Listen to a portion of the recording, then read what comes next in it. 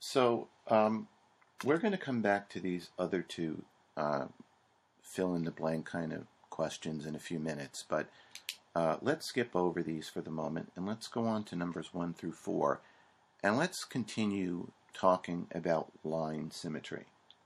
Okay, so we're being asked for each of these four figures. Star, sort of a double cross, looks like a sun, looks like an arrow pointing up. For each of these four figures, we're being asked to come up with both the line symmetry, specifically the number of lines of symmetry, or the order of the line symmetry, and also look at these figures as far as rotational symmetry and come up with the degree measure of rotational symmetry. So let's start with the line symmetry. And let's look how we can approach taking these kinds of figures and figuring out what the line symmetry is and the number of lines of symmetry each of these figures has. So let's start first with the star. Okay, so I have here a cutout of the star. And we remember that line symmetry says that if you can flip a figure over a line and the figure appears unchanged, then the figure has reflection symmetry or line symmetry.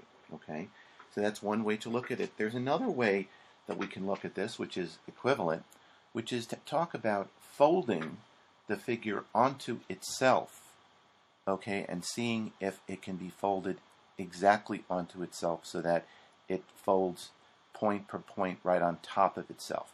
So that, for example, let's take the star here. Okay, now, is there a line that I can fold this star along so that I can fold it onto itself? Okay, and I think you can see that if I take the star and I fold it so that this side touches this side and this side of the star touches this side, then I can fold it onto itself like that. Okay, so it won't be exactly perfect. My cutout isn't entirely perfect, but it's good enough that you can see that. Okay, so there, I folded this star onto itself, and you might want to do this with cutouts. If you want to cut out a star like this, you'll see that I have been able to fold the star onto itself. When I open this up, I'll see there is a crease. Okay, and you'll notice that the crease goes through more or less the point of one of the stars on the top, and then the crease goes to between two of the legs of the star on the bottom. So let me go ahead and sort of draw that in with a pen, get an idea about where that line was, or where I'm going to draw ideally where it should have been. Okay, so that line of symmetry is really right along there. Okay, that splits the star into two reflections. Okay, so that was one line of symmetry. Well, if I could do that with one point of the star, I could do it with every point of the star. So let me go ahead and do it with this point of the star now. I'm going to now take the star, I'm going to fold it again. I'm going to fold it on itself in such a way that the other parts of the star overlap each other. And I'll do it as best as I can. And there we go. Did it again. Okay, so this is another folding of the star. And I can reopen it up again, and you can see that what happened was it went from the top. The crease goes from the top of the star, right where the point is on one of the stars, right over there, again down sort of in between these two parts of the star. So let me go ahead and draw that in as well. So you can see that line of symmetry.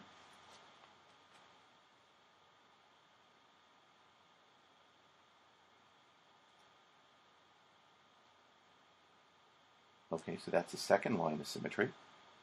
And then you can do it once more. Let's go ahead and let's fold the star. Well, maybe we can do it more than once more. In fact, we've only done it twice, right? We did it once on this point. We did it once on this point. We have 3 more points to go that we can fold. So it's looking like we're going to have a total of 5 lines of symmetry, and that's what it'll turn out to be. Let's go ahead and let's fold the star again in such a way so that it overlaps itself.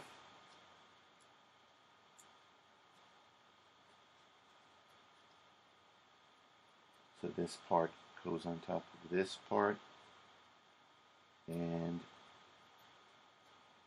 okay, again, the star is folded onto itself. We can unfold it, and we can draw the line of symmetry, which goes from here to here.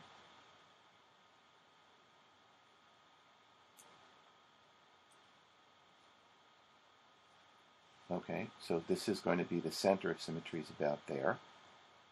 And we can do it one more time here and one more time here. Let's do it over here. I'm going to take the star, I'm going to fold it again on top of itself, like such. And make sure its sides line up. There we go. Make a nice firm crease so I can see the crease when I open it. And there we've got another line of symmetry there. Let me trace it.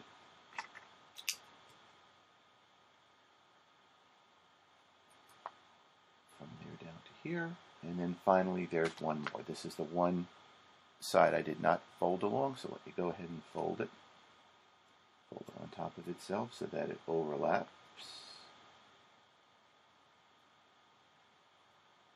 Itself.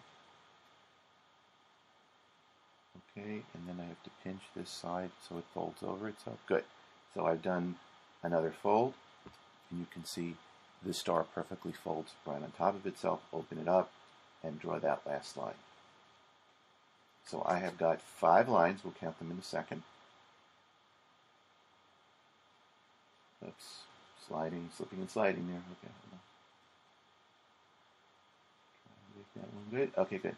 So we have got a total of 5 lines of symmetry. So let's count them all. Okay, the first one is 1 up and down from this spoke. The second one is 1 up and down from this spoke. The third one is 1 up and down from this, and then 4th and 5th. Notice that this line here, this piece of the line here, which looks like, well, maybe it's another line. No, it's the same thing as the line through this tip of the star. So we only have 5 lines here. Take a good look at this picture. Make sure that you're convinced that there are exactly 5 lines of symmetry for that star. No matter how much you try to fold it any more than this, you will not be able to find any additional lines of symmetry.